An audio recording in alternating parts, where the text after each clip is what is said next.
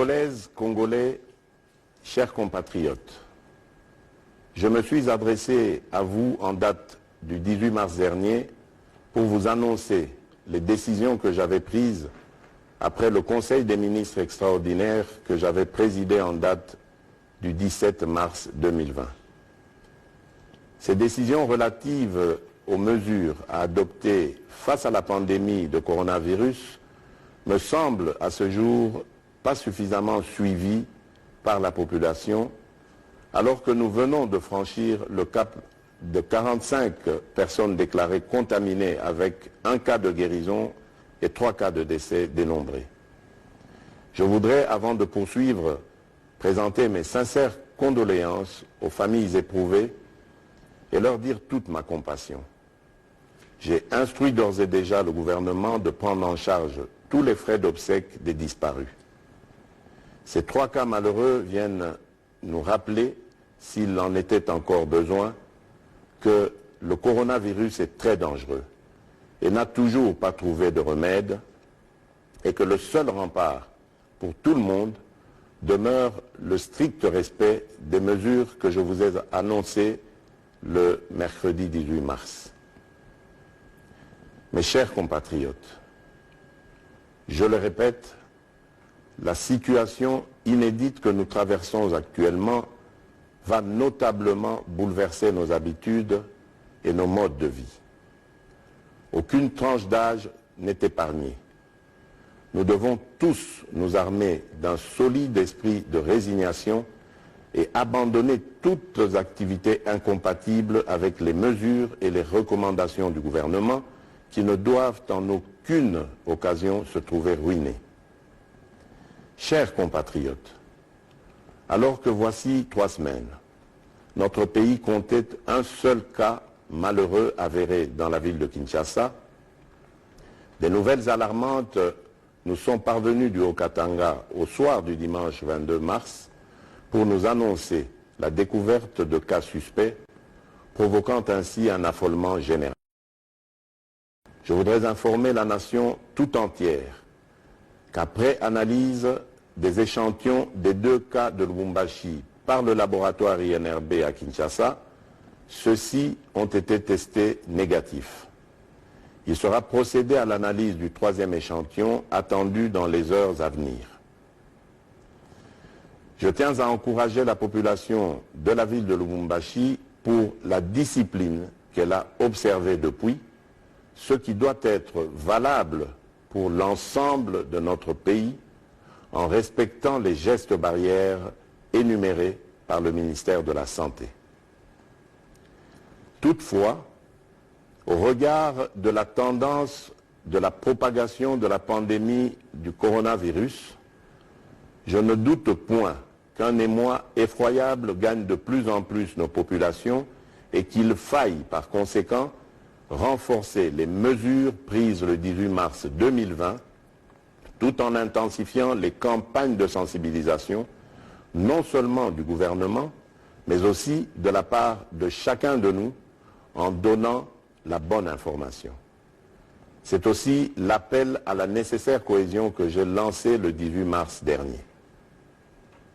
Au regard de la gravité de la situation, face à l'urgence et à la crainte que la propagation ne s'accélère et ne devienne plus inquiétante, d'autant plus que la plupart des personnes infectées étaient en contact avec des parents et bien d'autres personnes, j'ai décidé de prendre les mesures complémentaires ci-après qui sont d'application immédiate.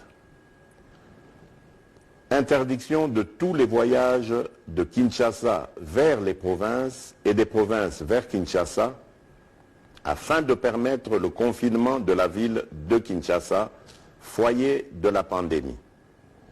Ceci implique l'interdiction de tous les vols des passagers de sa province, à l'exception des avions transportant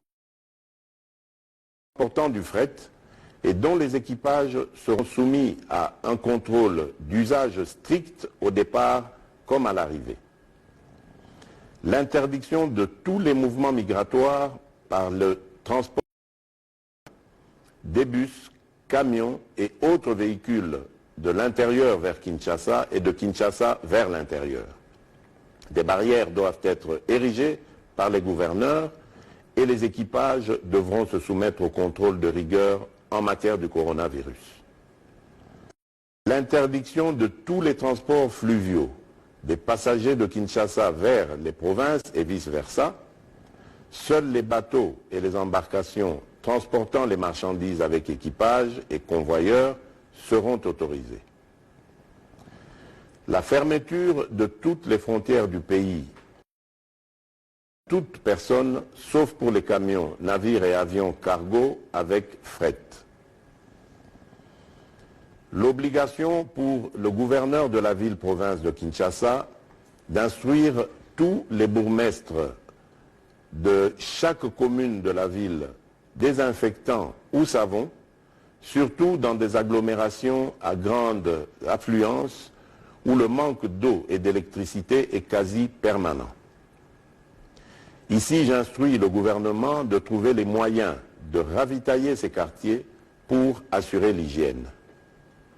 En même temps, il faudra multiplier les points de lavage des mains à l'aéroport international de Njili et appuyer les équipes de la RVA et de la DGM pour que nul n'échappe au contrôle d'hygiène. Mise en place d'un service minimum au sein du gouvernement et des institutions pour pallier au confinement à leur domicile des autres agents de l'État.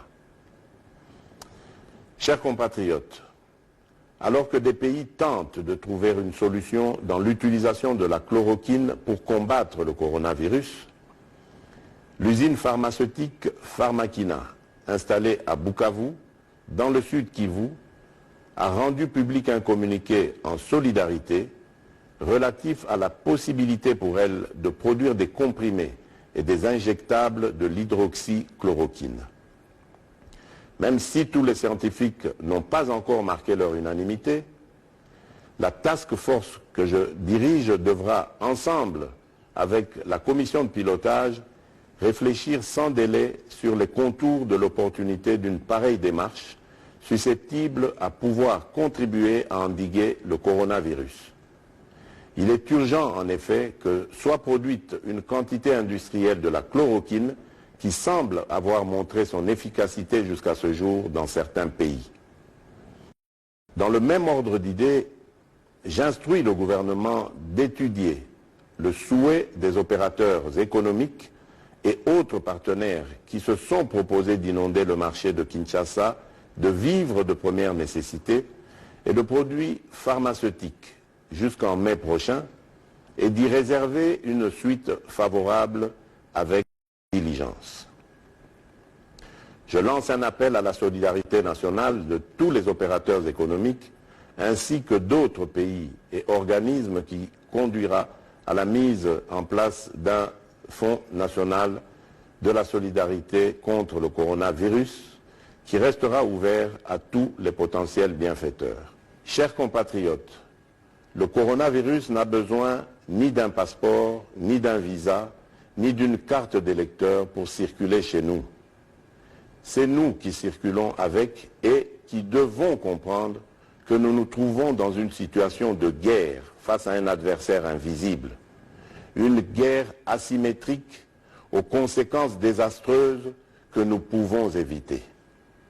Et dans une période d'épreuve et d'incertitude comme celle que nous traversons, il est nécessaire que chacun soit appelé à prendre au sérieux cette pandémie et à observer toutes les mesures décidées.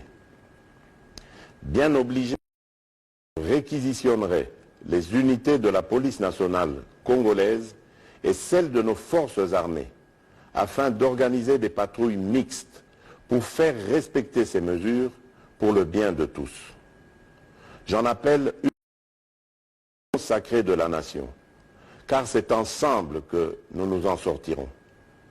Je tiens à remercier les bureaux des deux chambres du Parlement qui ont participé à la réunion interinstitutionnelle que j'ai convoquée ce lundi 23 mars 2020 pour leur esprit patriotique et la célérité avec laquelle ils ont examiné positivement les mesures que je viens d'annoncer. Enfin, devant la gravité et le caractère dangereux que comporte cette situation, je décrète l'état d'urgence en tenant compte de la situation sécuritaire qui prévaut en ce moment dans notre pays en rapport avec la pandémie à coronavirus. Que Dieu protège la République démocratique du Congo. Je vous remercie.